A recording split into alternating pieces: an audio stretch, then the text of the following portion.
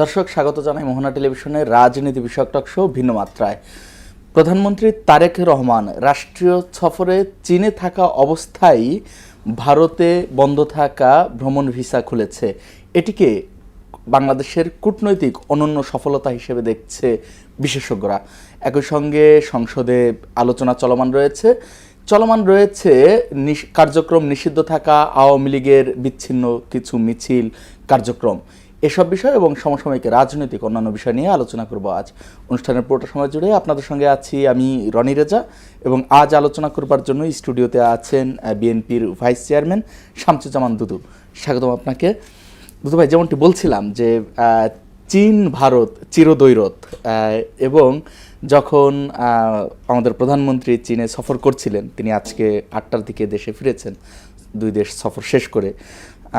ঠিক ওই সময়ই ভারত যে 5 আগস্টের পরে ভিসা বন্ধ করে রেখেছিল সেটি চালু করলো। এটি কূটনৈতিক সফলতার অনন্য উদাহরণ হিসেবে দেখছেন অনেকে। আপনি কিভাবে বিশ্লেষণ করবেন? জি, আপনাকে ধন্যবাদ। কূটনৈতিক সাফল্য অবশ্যই, এটাকে অস্বীকার করার পথ নেই। বর্তমান সরকার ক্ষমতাসীন হওয়ার পরে এই ধরনের পদক্ষেপ যখন ভারত নিয়েছে, তো এটা কূটনৈতিক সাফল্য বলা যায়। আর ভারত অবশ্য আগেই বলেছিল তারা কাজ করতে চায় একটি নির্বাচিত সরকারের সঙ্গে। তো দেশে এখন নির্বাচিত সরকার আছে। ভারত আমাদের মানে নিকটবর্তী শুধু প্রতিবেশী না, তাদের সঙ্গে লাগোয়া প্রায় চারিধারের কিছু জায়গা চীনের সঙ্গে, এই মায়ানমারের সঙ্গে আছে, সামান্য কিছু চীনের সঙ্গে। তো ম্যাক্সিমামই 95% উপরে আমাদের বর্ডারটা তাদের সঙ্গে। আর ঐতিহাসিক ভৌগোলিক কারণের জন্য ভারতের সঙ্গে আমাদের একটা যোগাযোগ, সাংস্কৃতিক বন্ধন নানান দিক থেকে আছে। কিন্তু ভারত সবসময়, বিশেষ করে 47-এর আগে, 47-এর পরে যার দৃষ্টান্ত ছিল, সেখানে ধর্মীয়গত দিকটা সামনে এনে তাদের আচার আচরণের কারণেই ভারত বিভক্ত হয়েছিল, যেটা পাকিস্তান ভারত বা ইন্ডিয়া। পরে এটা পাকিস্তান ভেঙে 71-এ বাংলাদেশ। তো বাংলাদেশ হওয়ার পরে বলা যায় গত 3টে সরকার, 3টে টার্ম, বিশেষ শেখ হাসিনার যে অগণতান্ত্রিক ফ্যাসিবাদী শাসন, সেটি ভারত অকুণ্ঠ সমর্থন, নিঃশর্ত সমর্থন এটা বলবো না, অকুণ্ঠ সমর্থন। মানে আওয়ামী লীগ, হাসিনা, এর বাইরে তারা আর কোনো, এখানে যে গণতান্ত্রিক আন্দোলন হয়েছে, একটি স্বাভাবিক গ্রহণযোগ্য নির্বাচনে দেশের মানুষ প্রত্যাশা করেছে, এইগুলোর সঙ্গে ভারত কখনই ছিল না। স্বাভাবিক কারণে ভারতের স্বার্থ ভারত দেখেছে, আর ক্ষমতার স্বার্থ আওয়ামী লীগ বা হাসিনা দেখেছে। যেমন আমাদের ভারতের সঙ্গে একটা বড় সমস্যা পানির সংকট, মানে তিস্তা এবং পদ্মা। এই পানির যে প্রয়োজনীয়তা, এটা স্বাভাবিক কারণে তারা ফারাক্কা বাদ দিয়ে নানান প্রক্রিয়ার মধ্য দিয়ে আমাদের ন্যায্য এবং মানে প্রাপ্য পানি তারা দেয় নাই। এটা পাকিস্তান আমল থেকে শুরু হয়েছিল। বাংলাদেশের এটা শর্ত সাপেক্ষে তারা ফারাক্কা চালু করতে গিয়ে, অর্থাৎ শেখ মুজিব পরীক্ষামূলক চালুর অনুমতি দিয়েছিল, কিন্তু তারপরে তারা কিন্তু এটা কন্টিনিউ করছে। হ্যাঁ, জিয়া রহমান সাহেবের এবং মওলানা ভাসানী ফারাক্কা মিছিলের পর তারা বাধ্য হয়েই বলবো সেই সময় একটা পানি চুক্তি করছিল, যে চুক্তির গ্রন্থ ক্লোজ ছিল যে 18,000 কিউসেক পানি অবশ্যই দিতে হবে। সেই সময় দেওয়া হলো, পরবর্তীতে দেয়নি, এবং এই চুক্তিটা এই বছরই শেষ হচ্ছে, এই বছরই শেষ হয়ে ডিসেম্বরে। তারপরে কি হবে, এই ধরনের একটা জিজ্ঞাসা সবার কাছে আছে। তবে আমি মনে করি যে ভারত যদি মিনিমাম মানে বোধোদয়ের মধ্যে থাকে, বিবেচনার মধ্যে থাকে, তাহলে এই চুক্তিটি হবে। আর যদি সেখান থেকে তারা সরে যায়, তারা যদি ভারত হিসাবে থাকে, তাহলে এই চুক্তিটা হবে। তারা যদি হিন্দুস্তান হয়ে যায়, তাহলে এই নিয়ে তখন প্রশ্ন দেখা দেবে। তারা যদিও সারা ভারত কিন্তু শাসন করছে বিজেপি 2 টার্ম। এতদিন তারা ওয়েস্ট বেঙ্গলে ছিল না, বিজেপির নামে কোনো সরকার ছিল না, দল থাকলেও সরকার ছিল না। এবার ওয়েস্ট বেঙ্গলেও তারা জয়লাভ করে ক্ষমতাসীন হয়েছে, যদিও নির্বাচন নিয়ে তৃণমূল বা অন্যান্য দল বিরূপ প্রতিক্রিয়া ব্যক্ত করেছে। আমার কাছে মনে হয়েছে যে ভারতের সঙ্গে দ্বিপাক্ষিক সমমর্যাদার ভিত্তিতে বিএনপি সম্পর্ক তৈরি করতে চায়। না, আমরা দেখেছিলাম যে এই পানি নিয়ে যখনই আলোচনা হতো, কেন্দ্রীয় সরকার অর্থাৎ বিজেপি দিতে চেলেও আপনার এই তৃণমূল ছিল যে মমতার সরকার, তারা নানা সময় ভেটো দিয়েছে প্রকাশ্যে অপ্রকাশ্যে। এখন যেহেতু কলকাতায়ও বিজেপি সরকার এসেছে, হ্যাঁ, তো এবার কি আশা বেশি করা যায় যে এবার ওই জটিলতাগুলো থাকবে না? অবশ্যই। আচ্ছা, আমি একটি প্রশ্ন করতে চাই যে আপনি বলছিলেন যে ভারত সবসময়ের জন্য বাংলাদেশে আওয়ামী লীগকেই তারা আস্থার জায়গায় রেখেছে এবং অকুণ্ঠ সমর্থন যে দিয়েছে তাদের স্বার্থের প্রয়োজনে। তো এই নির্বাচনের পরে 5 আগস্টের পরে একটি পরিবর্তন ঘটলো এবং 12 ফেব্রুয়ারি যে নির্বাচন হলো, নির্বাচনে বিএনপি সরকার ক্ষমতায় এলো। বিএনপি সরকার ক্ষমতায় আসার পরে যারা বিরোধী দলে রয়েছেন তারা নানা সময় নানা আলোচনায় এইটি স্পষ্ট করতে চান যে বিএনপি সরকার ভারতের সঙ্গে একটি নেগোসিয়েশন করেই ক্ষমতায় এসেছে, তারা বিভিন্ন বক্তব্য বলেছে। এই জায়গাটা কি আপনি স্পষ্ট করবেন যে এখনো কি ভারতের কোনো আধিপত্য রয়েছে আমাদের দেশে? একেবারে সিটে ফুটাও নাই। আচ্ছা, জামাত ইসলামী নামে যে দলটি, এরা কখনো সত্যর চর্চা করে না, ইসলামিক দল না, ইসলামিক এমন কোনো ইসলামিক দল বা মতের লোক নাই জামাত ইসলামের বাইরে যারা এই দলটাকে ইসলামী দল মনে করে। আচ্ছা, এরা ইসলামের নামে যত রকম ভণ্ডামি, যত রকম অসততা, যত রকম দুর্বৃত্তায়ন, এটা পক্ষে কাজ করে অন্য কোনো দল। মানে সে যদি জামাতের বাইরে হয়, জামাতের আচরণ এবং ভঙ্গিভঙ্গি এবং তার সমালোচনার ভাষা এমন, এটা কল্পনা করা কঠিন হবে। কিছুদিন আগ পর্যন্ত বিএনপিকে তারা যে ভাষায়, যে ভঙ্গিতে, তাদের বট বাহিনী নামে একটা বাহিনী আছে।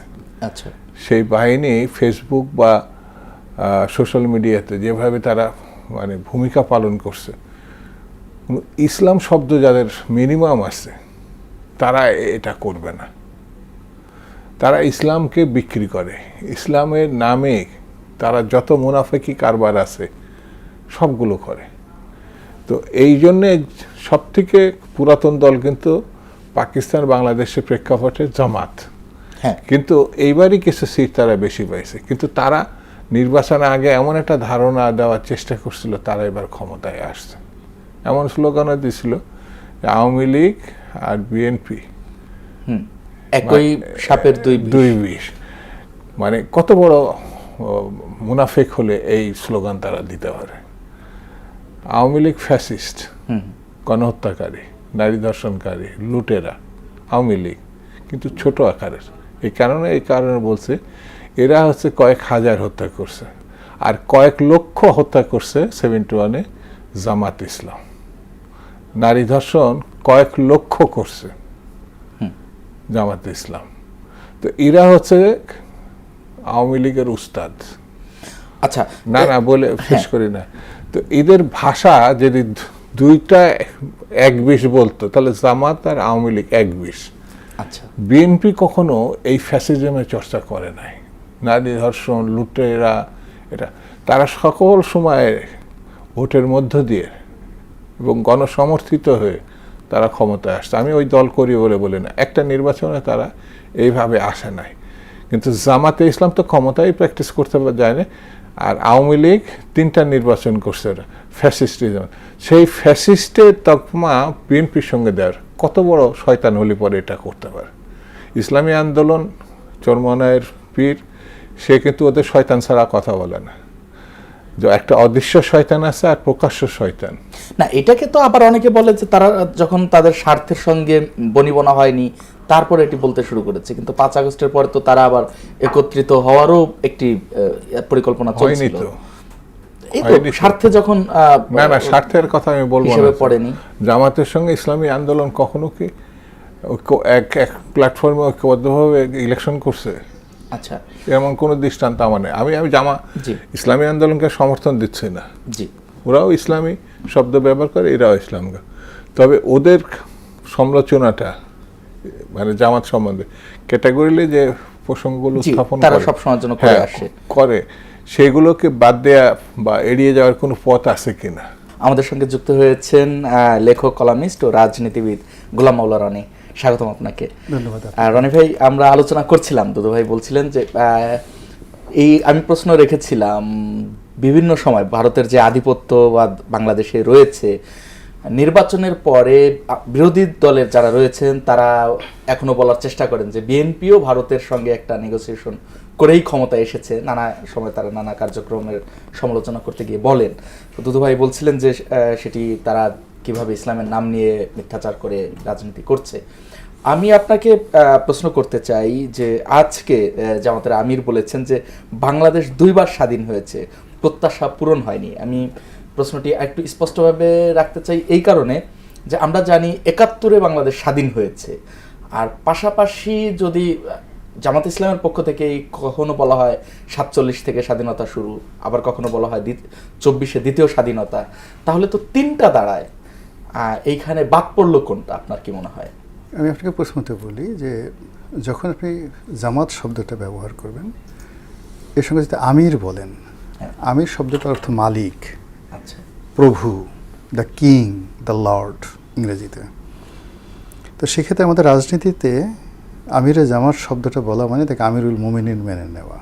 এর চেয়ে বরং বিএনপি সভাপতি, বিএনপির চেয়ারপারসন, জামাতের চেয়ারম্যান বা জামাতের সভাপতি, এই কথাগুলো আমাদের আসলে বলা উচিত, বিকজ তাদের শুরুটাই আমরা ওইভাবে করে দিচ্ছি, নাম্বার 1। নাম্বার 2 হলো আমাদের দেশে ধর্মভিত্তিক যে রাজনৈতিক দলগুলো রয়েছে, গোষ্ঠীগুলো রয়েছে, এর মধ্যে সবচেয়ে অর্গানাইজড সেটা হলো জামায়াত ইসলামী বাংলাদেশ।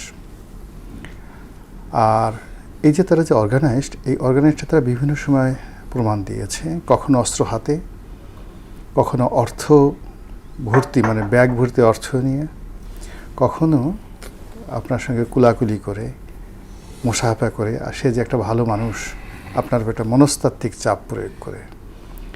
এবং এই সময়টিতে এসে তারা মানে অনেকটা বেপরোয়া হয়ে পড়েছে। বেপরোয়া হয়েছিল যে কোনো কারণে হোক না কেন, শেখ হাসিনার পতনের পর তাদের একটা আশার সঞ্চার হয়েছিল যে দে আর কামিং টু পাওয়ার বা they are going to get the power. কেন মনে করেছিল, কী কারণে মনে করেছিল এটা আমি বলতে পারবো না, কিন্তু জামাতের যারা লোকজন আছে তাদের একটা বিরাট অংশ বলতে গেলে সবাই মনে করতেন তারা এবার মানে ইসলামী, মানে আপনি চিন্তা করুন ওই সময়টাতে জামাতের সভাপতির যে আচরণ দেখে মনে হতো যে তিনি নেক্সট প্রাইম মিনিস্টার অথবা মানে দেখা হলো প্রেসিডেন্ট, যেভাবে তারা নেবেন, অথবা আমিরুল মোমিনিন। রাষ্ট্রদূতদের সাথে দেখা করছেন, মেয়েদেরকে কাজের জন্য ছুটি দিয়ে দিচ্ছেন, কয়েক ঘন্টা মেয়েরা কাজ করবে, কে কোন হিজাব পরবে। না, এটা তো প্রত্যেকটা রাজনৈতিক দলই মানে ক্ষমতায় গেলে কি করবেন সেই একটা হলো প্ল্যান থাকে, একটা প্ল্যান থেকে পথরেখা থাকে, কিন্তু অথরিটি নিয়ে, কর্তৃত্ব নিয়ে তারা যে কথাগুলো বলেছেন, এই কথাগুলো অন্য রাজনৈতিক দলগুলো বলেনি। ওই সময়ের কথাটা আপনি স্মরণ করেন, এটা আমি বলছি যে ফলে ওই এক্সপেকটেশনের জায়গাতে যখন হঠাৎ করে বিএনপি ক্ষমতায় চলে এলো জনগণের ভোটে, তখন তাদের মনে হলো যে এটা মেনে নেওয়া যায় না। এই বিপুল মানে জনগোষ্ঠীকে, তারপরে বিপুল জনসমর্থনকে যদি ভিন্ন খাতে ডাইভার্ট করতে হয়, তাহলে কিছু ন্যারেটিভ তৈরি করতে হবে। এবং সেই ন্যারেটিভ চাঁদাবাজি, সেই ন্যারেটিভ ভারতের আধিপত্যবাদ, সেই ন্যারেটিভ ভারতের সঙ্গে দিল্লির সঙ্গে ঢাকার সম্পর্ক, তারেক রহমান সাহেব, দিল্লির নরেন্দ্র মোদী, অমিত শাহ, এদের একটা গোপন বৈঠকের ফল, আমেরিকার যাকে বলে হাত ধরে ক্ষমতায় এসে, এই সমস্ত কথাবার্তা জাস্ট একটা ন্যারেটিভ। এখন তারা তাদের রাজনৈতিক এই কর্মগুলো করে যাচ্ছে এবং করবে, এটা নিয়ে আমি মনে করি যে বিএনপির ফার্স্ট্রেট হওয়ার দরকার না। বিএনপিরও অনেকগুলো জিনিস বলার আছে। বিএনপির হাতে এই মুহূর্তে মুক্তিযুদ্ধ আছে, এই মুহূর্তে বিএনপির হাতে রাষ্ট্র ক্ষমতা আছে, এই মুহূর্তে বিএনপি একটা পপুলিস্ট পলিটিক্যাল পার্টি। দেশের 6 কোটি মানুষ সরাসরি বিএনপি করে।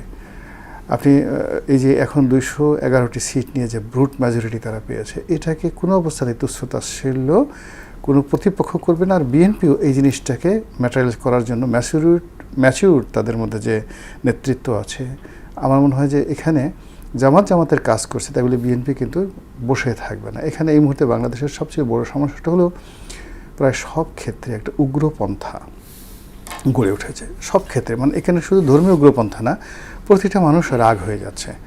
এমনকি দেখা যাচ্ছে যে চাঁদাবাজি, গুন্ডামি, বদমাশি যে জিনিসগুলো হচ্ছে, সেখানে প্রচুর সন্ত্রাস ছড়িয়ে পড়েছে, যে সন্ত্রাসটা কিন্তু আগে ছিল না।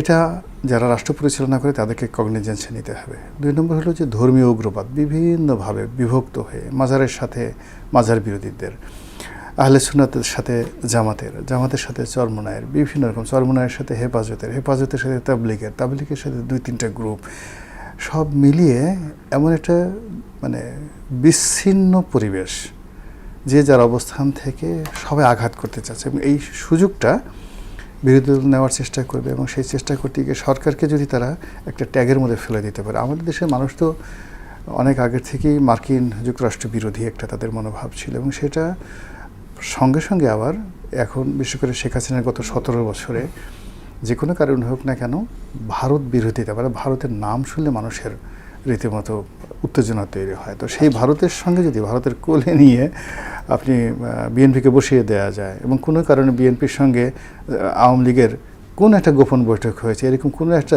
যদি ন্যারেটিভ তৈরি করে ফেলা যায়, তাহলে এটার যে পলিটিক্যাল ক্যাপিটাল জামাতের হাতে থাকবে, সেই ক্যাপিটালটা তারা তো ব্যবহার করতে চায় বেসঙ্গতির কারণে, এবং তারা সেই জিনিসটা চেষ্টা করে যাচ্ছে। জি, আমার মূল প্রশ্ন ছিল যে আসলে কোন স্বাধীনতাটা বাদ পড়লো বলে মনে করেন? আমার কাছে মনে হয় কোনো স্বাধীনতাই বাদ পড়েনি। স্বাধীনতা আমাদের হৃদয়ে লিখিত রয়েছে। এটা পৃথিবীর ইতিহাসে যে কোনো মানুষের জাতীয় জীবনে একবারই আসে, বারবার আসে না। সেটা আমাদের জাতীয় জীবনে 1000 বছরের মধ্যে 1971 এসেছিল। এটা জামাত, বিএনপি, আওয়ামী লীগ, ভারত, পৃথিবীর কোনো শক্তি এই যে স্বাধীনতার ইতিহাস, দলিল, দস্তাবেজ এবং এর যে অনুভূতি, এটা হৃদয় থেকে মুছতে পারবে না। এটা জেনেটিক্যালি আপনার মস্তিষ্কে, মনে, আপনি এতকাল পরে একজন রাজাকার, সে বলছে আমার মুক্তিযোদ্ধা, আমি মুক্তিযোদ্ধা, বুঝতে পারছেন যে তার স্বাধীনতা কোনটা? রাজাকার বলছে আমার দাদা মুক্তিযোদ্ধা, আমি মুক্তিযোদ্ধা না। অনেকে তো নিজেদেরকে মুক্তিযোদ্ধা বলছে, অনেকে তার বাবাকে বলছে, মুক্তিযোদ্ধার দল বলছে, অনেক কিছু বলছে। ইট মিনস তারা যে ন্যারেটিভগুলো তৈরি করছে, দ্বিতীয় মুক্তিযুদ্ধ বা 47 সালের তাদের যে শুরুটা, আর একটা এটা দেশ বিভাগ না হলে আমরা এই পর্যায়ে আসতাম না, ওগুলো একেবারে দুর্বল যুক্তি। যে কেউ যদি বলে যে আমার বাবাকে আমি মান্য করার আগে আমাকে চিন্তা করতে, আমার দাদা যদি না হতো আমার বাবা তো আসতো না। আচ্ছা, আমার মাকে শ্রদ্ধা করার আগে আমার নানিকে শ্রদ্ধা করতে হবে, কিংবা আমার নানিকে শ্রদ্ধা করার আগে নানির বাবাকে শ্রদ্ধা করতে হবে। এই জিনিসগুলো প্রশ্ন যখন সমাজে আসে, তখন আপনি যেরকম মনে করেন তদ্রূপ এখন এই জিনিসগুলো ইসতে বোগাস। আচ্ছা, রাস্তার একটা যাকে বলা হয় মানুষ তো দূরের কথা, কোনো প্রাণী তো দূরের কথা, আপনি তেলাফুকের কাছে যদি এই কথা বলেন, ও হাসতে হাসতে মরে যাবে। জি, তাহলে আমরা এই আলোচনা না করি, আমরা শামসুজ্জামান দুদু ভাই আপনাকে শুনতে চাই।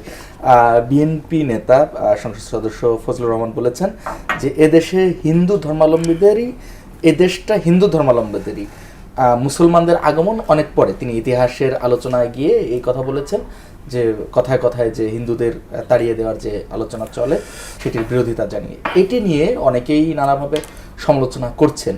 আপনি প্রাজ্ঞ রাজনীতিবিদ এবং ইতিহাস চর্চা করেন, আপনার কাছ থেকে আমরা এটি আলোচনা শুনতে চাই। এখনকার সমসাময়িক সময়ের কোনো আলোচনা না। আচ্ছা, বিশেষ কোনো ব্যক্তি যদি এই কথা বলে থাকে, সে তার মতো করে বলেছে, এটা আলোচনার কোনো সাবজেক্ট না। জনগণ তো সঠিকটা জানতে চায়। না, জনগণ খুব ভালো করে জানে এই দেশের রাজনীতি কি, সংস্কৃতি কি, কারা কখন আসছে, কারা সংখ্যাগরিষ্ঠ। জনগণের এই বোধটা আছে বলে পাকিস্তানের জন্মটা কিন্তু লাহোর, পাঞ্জাব, পাঠান এইসব জায়গা থেকে না, এই বেঙ্গল থেকে, তাও আবার ইস্ট বেঙ্গল, মানে বাংলাদেশ থেকে। সমগ্র বাংলাদেশের 56% বাঙালি মুসলিম। হিন্দু বাঙালি কিন্তু বাঙালি মুসলিম থেকে কম। আর ওই দিকে যদি যায় ওয়েস্ট পাকিস্তানে সিন্ধি, বালুচ, পাঠান, আরও গুর্খা, এটা ওটা মিলে টিলে তারা হচ্ছে এই বাকি অংশ, মানে মুসলিম ক্ষেত্রে। তো সংখ্যাগরিষ্ঠ মুসলিম বাঙালিদের এখানে।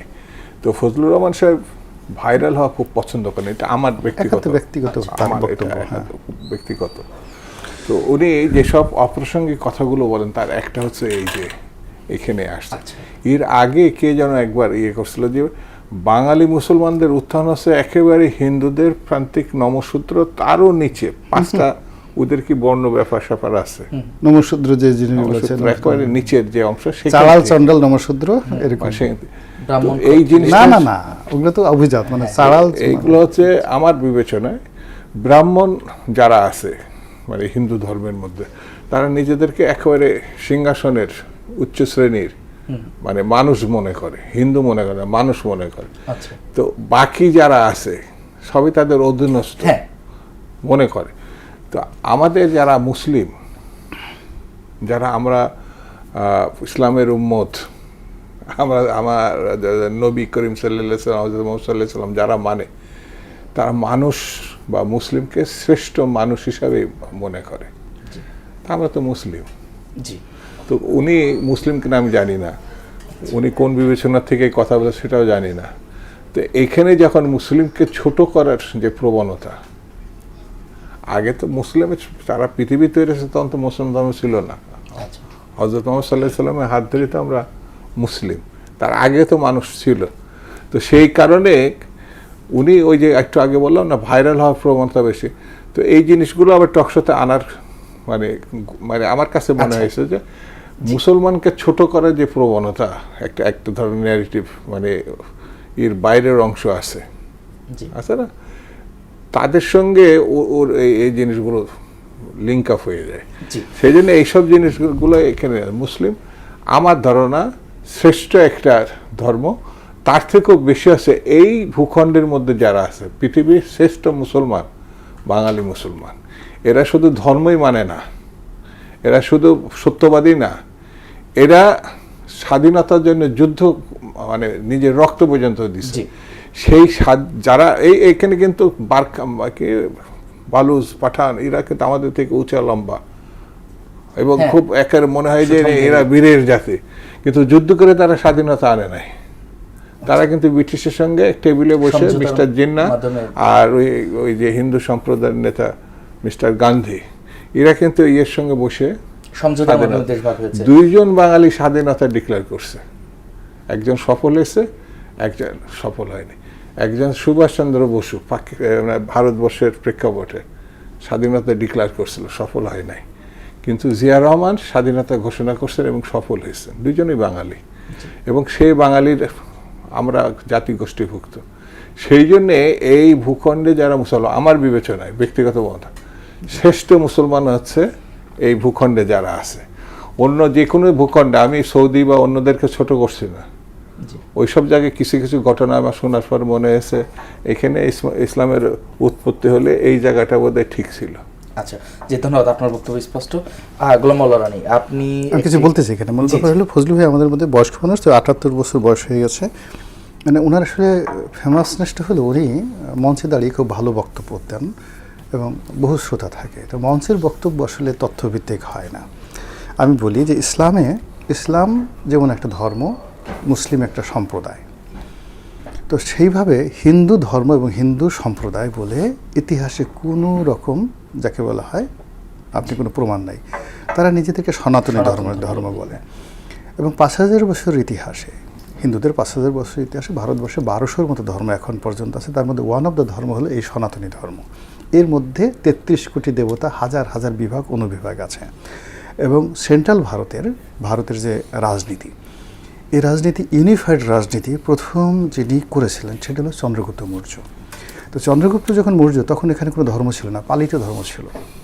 মানে কোনো হিন্দু ধর্ম ছিল না, পালিত ধর্ম, মানে যাকে বলা যখন ইউনিফাইড। তারপর হলো তার ছেলে বিন্দুসার ছেলে অশোকের পরে যে ধর্মটা আসলো সেটা হলো রাষ্ট্রীয় ধর্ম, স্টেট ধর্ম হলো বৌদ্ধ। তা অশোক যখন আসছে, ধরেন আজ থেকে খ্রিস্টের জন্মে ধরেন 250 বছর আগে, তো তখন থেকে শুরু করে একেবারে পালরা 400 বছর এই বাংলাদেশে শাসন করেছে। তো এই পুরো সময়টা ভারতবর্ষ মোর দ্যান 1500 ইয়ার্স এটা কি ছিল? বৌদ্ধ ধর্ম ছিল, রাষ্ট্রীয় ধর্ম ছিল। আচ্ছা, রাষ্ট্রধর্ম বৌদ্ধ থাকার পরে এরপরে এই বাংলাতে এসে সেনরা রাজত্ব করে মাত্র 150 বছর।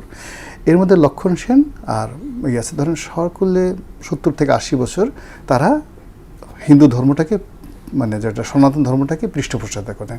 এরপর ইখতিয়ারউদ্দিন মোহাম্মদ বিন বখতিয়ার খলজি এসে গেলেন। এরপর 800 ইয়ার্স এই রিজন।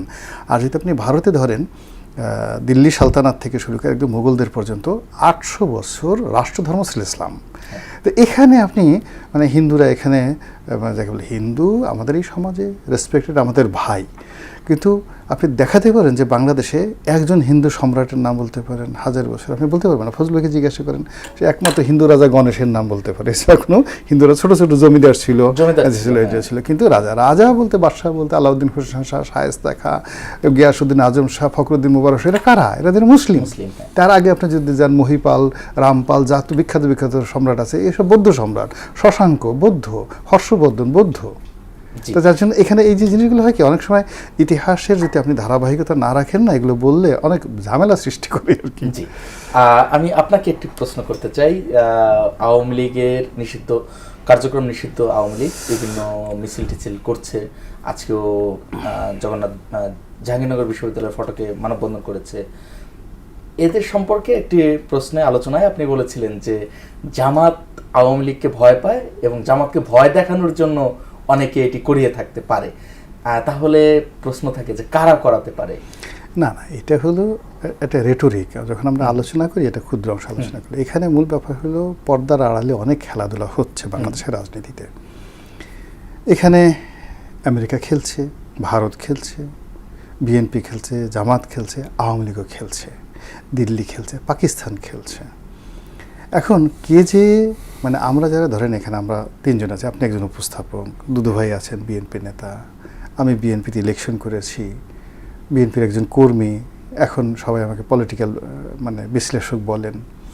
আমাদের একটা ফেজ আছে, চরিত্র আছে, কিন্তু এ সমাজে আপনি দেখবেন যে পরিচয়হীন, আপনি মানে যারা গ্যাদারিং করছে, আপনি বেশিরভাগ লোক আপনি চিনতে পারবেন না।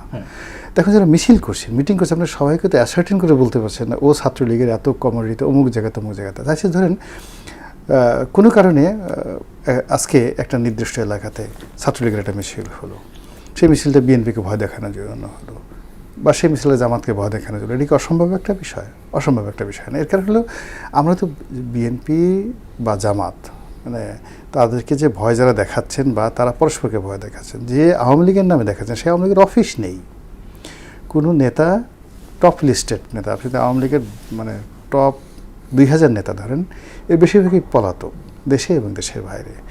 একটা মানুষ এখন আপনি গিয়ে যদি কোনো আওয়ামী লীগের নেতাকে যারা বাইরে আছেন ধরেন জনপ্রিয়, আমি নাম বললাম না কাউকে ছোটো করার জন্য, এখন দুদুভাই যদি গিয়ে বলেন যে ভাই আপনি আসেন, আমরা বিএনপি আপনাকে প্রোটেকশন দেবো, আপনি একটু মানে অফিসটা খুলে একটু দাঁড়ান, জামাতের লোকজন যদি কিছু বলে আমাদের লোক দাঁড়ানো থাকবে, আপনি তাকে রাজি করাতে পারবেন না, সে আসবে না। এই মোরাল ক্যারেজ নাই, আপনার কারণ নাই।